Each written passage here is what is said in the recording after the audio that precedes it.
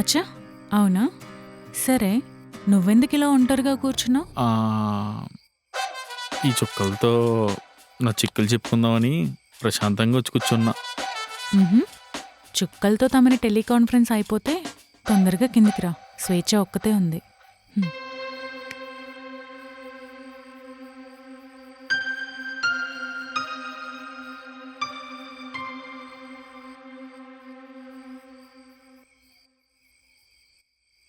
అవును, ఈ ఎక్స్ప్లెనేషన్ అంతా తనకెందుకు చెప్పుకున్నాను? నేనెందుకు యాంగ్జైటీ ఫీల్ అవుతున్నాను?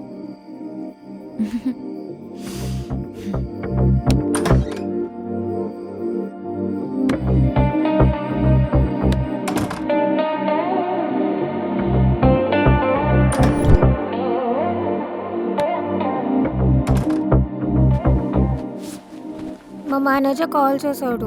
రేపు క్లయింట్ మీటింగ్ ఉందంట. నేను ఆఫీస్కి వెళ్తాను. Good night. Good night.